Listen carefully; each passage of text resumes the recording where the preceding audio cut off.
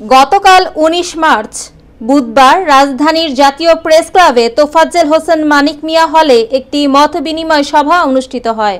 আইনগত সুরক্ষা করণীয় শীর্ষক এই মতবিনিময় সভার আয়োজন করে ধর্ষণ আইন সংস্কার জোট। উক্ত সভায় উপস্থিত ছিলেন ধর্ষণ আইন সংস্কার জোটের গণ্যমান্য সদস্যবৃন্দ। সভায় বর্তমান বাংলাদেশে ধর্ষণ, হত্যা, নির্যাতন ও আইন শৃঙ্খলার অবনতি সম্পর্কে গুরুত্বপূর্ণ আলোচনা করা হয়। বিশেষ করে নারী, শিশুসহ সকল ধরনের ধর্ষণের বিরুদ্ধে নিন্দা ও প্রতিবাদ জানিয়ে আইন শৃঙ্খলার উন্নতির লক্ষ্যে সরকারকে অবগত করেন উপস্থিত সকল নেতৃবৃন্দ। ৩-৪ রকমের রেপিস্ট আমাদের জীবনে আমরা কাজ করতে যাই দেখছি। একটা হলো পাওয়ার রেপিস্ট, যে পাওয়ার রেপিস্টগুলো কিন্তু সবসময় পলিটিক্যাল ছত্রছায়ায় থাকে।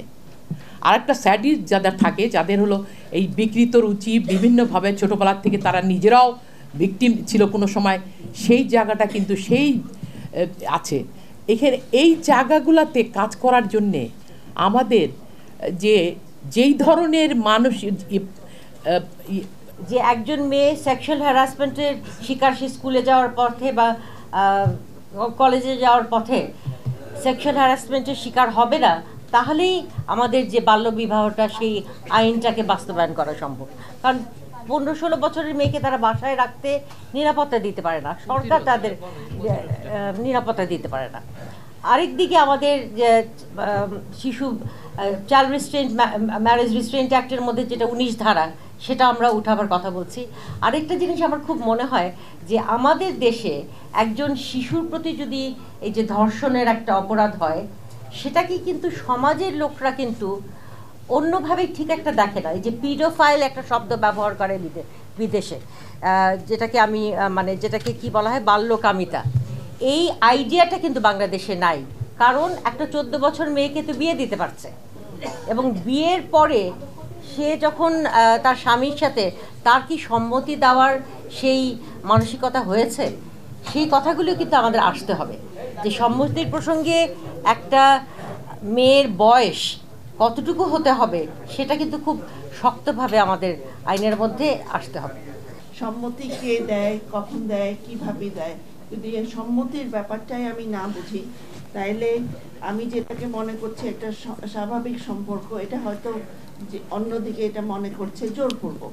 তো এরকম বিষয়গুলি আমাদের ভাবতে হবে।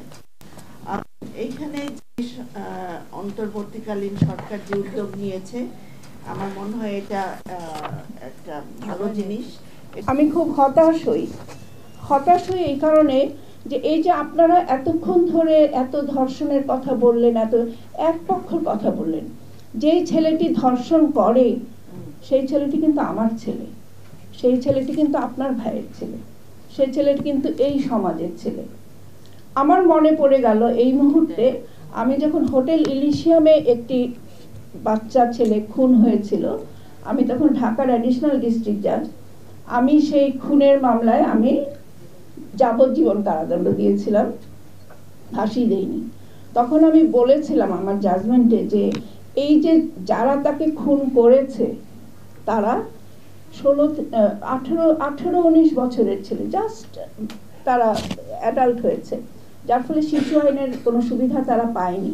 কিন্তু এই ছেলেরা আমাদের সমাজের ছেলে, আমাদের দায় ছিল এদেরকে ভালোভাবে মানুষ করা, আমরা পারিনি। আজকে যে ধর্ষক, সেও কিন্তু আমারই একজন। তো আমি বলবো যে যে ছেলেটি আজকে জন্ম নিল, আপনি দেখুন, আপনি আপনার মেয়েকে কি করেন? আমি আমার মেয়েকে সন্ধ্যার পরে বাইরে যেতে দিই না। কেন? আমি আমার মেয়েকে বলি সন্ধ্যার আগে কিন্তু বাসায় চলে আসবে। কেন? তাকে কি কুকুর কামড়ায়? তাকে কি একটা গরু তাড়া করে, বা তাকে সাপ কামড়ায়? না। কেন আমরা যেতে দিই না? কিসের জন্য? কেন? আমার ভাই, আমার পিতা, আমার যে বাবা, তার কারণে। তো আসলে এটা যে একটা সামাজিক ব্যাধি, এবং এই যে এখন একটা টালমাটাল সময় চলছে বাংলাদেশে, সে কারণেও একটা সবকিছুরই একটা একটা একটা একটা কেমন যেন একটা অবস্থা, এই যে এই অবস্থায় এই ব্যাধিগুলো বেড়েছে। এবং সেই কারণেই আমি মনে করি ইন্টারিম গভর্নমেন্টও চাচ্ছেন যে তারা এই আইনটাকে সংশোধন করতে। এখন কথা হলো এই যে সংশোধন করা, এই সংশোধন করে আপনি কতটা লাভবান হবেন যদি আপনার সমাজকে তৈরি করতে না পারেন, আপনার ছেলেকে মানুষ করতে না পারেন, আপনার মেয়েকে মানুষ করতে না পারেন। আপনি দেখুন এখানে যে ধরনের কথাগুলো বলা হয়েছে,